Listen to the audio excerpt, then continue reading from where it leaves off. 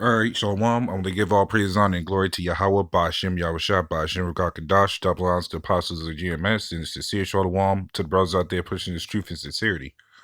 And what I have here is the energy emergency. Protesters rally in London against 54% energy price hike. And, well, I want to say it caught me off guard, considering that'd be probably one of the least place that I would see them having that issues with. But apparently they spiked up in prices for that energy for the energy bills, and people can't afford it. So that's going to cause an issue with a lot of things, jobs and all that other stuff, and spiking prices means everything else goes up: gas, food, rent, bills, and all the other good stuff. And what you're going to see there is an economy of collapse. Now, with all these people protesting about this energy bill, that means there's a heavy problem where they can't afford that stuff. So I'm gonna go ahead and play this clip for a little bit.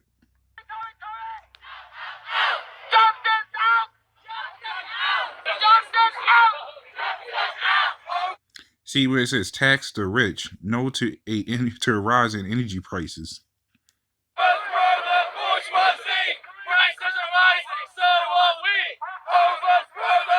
Can't afford food, eat the rich. We won't pay for their crisis. So see, these people are basically in a war with the upper class because the lower class people can't afford this stuff. The upper class is never affected. They can pay the stuff and they won't even see a difference in their checks. Freeze prices, not the poor.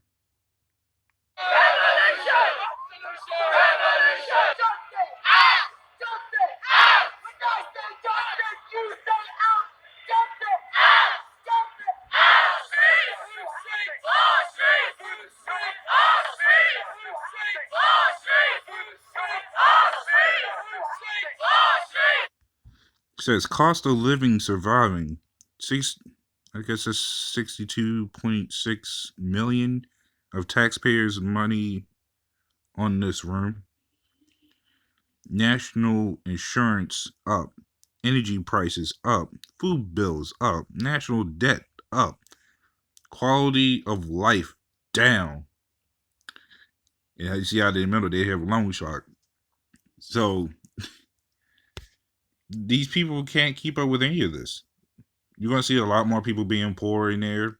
And all that's going to travel over here too. Or pretty much everywhere. Especially where any Israelites reside. It's going to be all over the world. Because every big big country or kingdom is harboring Israelites. And they're all going to fall.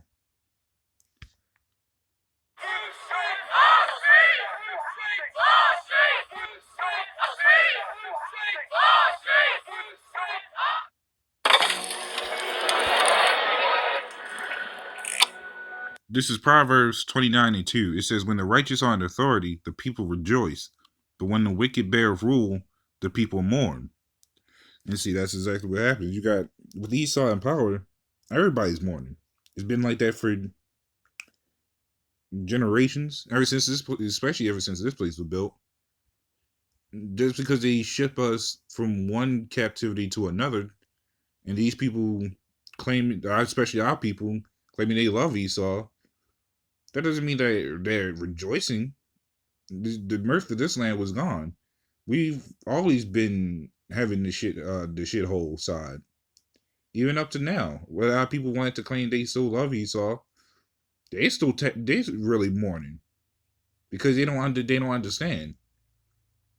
Because with them not understanding, they still got to pay bills. They got to deal with life, and you can see the look on their face. They're miserable as hell, but they love Esau. That's a mournful state in itself. Because Esau really can't be loved. He's just being worshipped. But there's no love in it. But that's why we gotta be set back into our righteous power. So that none of this will ever be going on ever again. By the Lord's will. That this is the last captivity. And we can finally be at rest. The people could be at rest. Even the heathens could actually be at rest. Because even the heathens are not even happy, especially if you even talk about America to them, they'd be all angry because Esau has gone around and placed a mark on them, destroyed them, stole resources, and now look at it. Okay, a lot of these countries waiting to turn their back on this place. China just already did it. Russia's ready to do it. Next, every kingdom is about to do it because they're tired of this place. And that's why all these things are happening. Prophecy is ultimately for Esau to be destroyed, and ultimately for the Lord to come back and establish the kingdom. This is Ezekiel 9:4. It says, "And the Lord said unto him, Go through the midst of the city, through the midst of Jerusalem, and set a mark upon the foreheads of the men that sigh and that cry for all the abominations that be done in the midst thereof." Now, this ain't going to these protesters or anybody that's protesting to keep these kingdoms going. This is going towards the men that are actually, and that includes us. I'm talking about the hopeful elect that are out there wanting this place to be destroyed. And believe it or not, you'll have some of the elect in those protests, waking up out of that mess. Just like you can get some waking up out of different walks of life. We all come from different walks of life. So just like them protesting happen, the Lord's gonna that's who He is out there, because we're sprinkled all over the world. So we're the true protesters trying to protest against these civilizations, trying to stand up, trying to conquer it and be the next top Babylon. We're the true protesters going out there trying to wake up the Lord's elect, so when the time is done, the Lord can come back and destroy these places. And I say these places because all these kingdoms got to fall. Because UK is not going to be the only problems here. Babylon's not going to have the only problems here. You're going to have problems in Russia, China, and everything. Especially when World War III kicks off, them drafts going to come back. People gonna have a hard time living a comfortable life. Workers soon to be working free. So a whole shitstorm is about to happen, and these people don't understand it. This is Isaiah 24:9. It says, "They shall not drink wine with a song. Strong drink shall be bitter to them that drink it." And that's what you see in that protest. And that's what you see even here or even all over the world. But for the most part, what people can see, people are not happy. Hell, you saw how unhappy people were when this virus hit. Mass lockdowns everywhere. Oh yeah, from one kingdom to another, people was rioting. People was protesting, upset, angry, and all that. People still upset behind it. I'm still seeing articles behind people still being upset behind these lockdowns. Australia is one of them. Because I believe before that, Canada also had one, and New Zealand had one.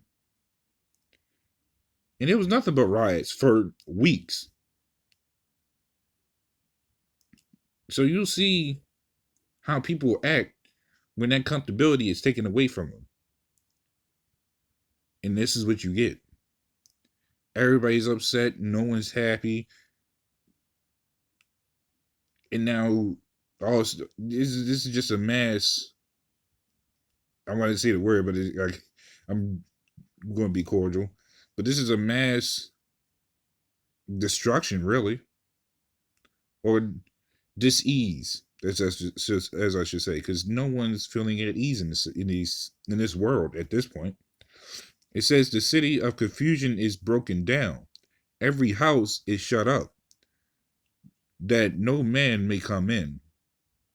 So, hell, all of Babylon, all that's going to be shut down. Hell, even all over the world, they going to close up their borders too.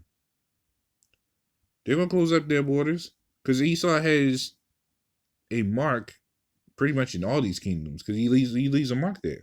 But that's because when this place shuts down, everybody's ready to close their borders because no one wants to come in this place.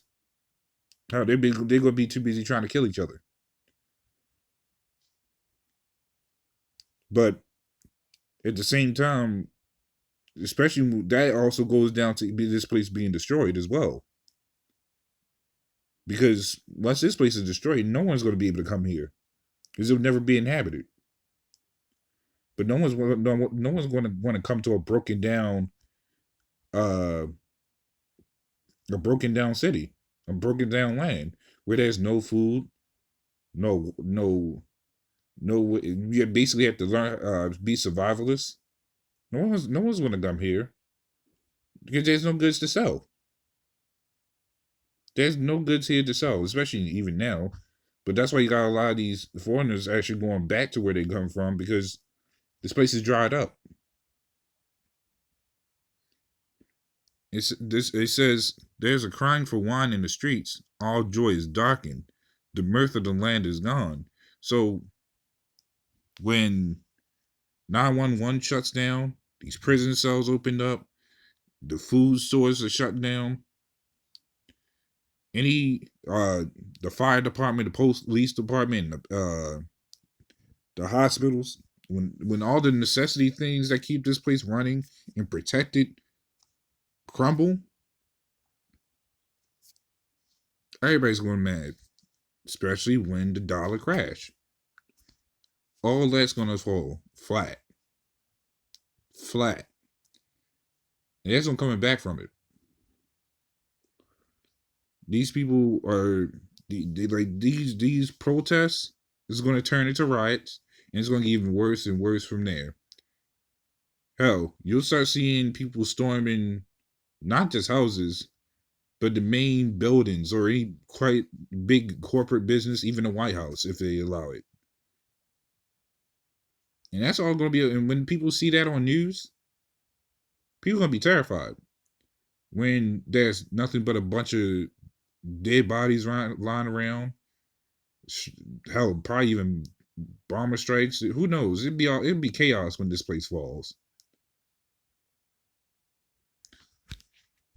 But that's why we look forward to all these prophecies happening, because it has to happen. It has to. That's why reading Matthew 24:6 is beautiful, where it says there should be wars and rumors of wars. Fear that basically paraphrases, fear that it not happen. I mean, fear that it when it does happen. It's like don't fear when it does happen because it has to be. It has to come true. And that's the point. It has to come true. It has to happen. Every prophecy needs to happen before we can get out of here. Because the more these prophecies happen, the more it uplifts our spirit. The more that we understand that the Lord is coming back soon. We're just waiting. Oh, the Lord don't even know when He's coming back, but He's waiting too. And it's just a matter of time before He comes back and this place is wiped off the face of the map, literally. Still engulfed in flames. But that's all I have going to do that. So, this is a little edifying. And with that, shalom.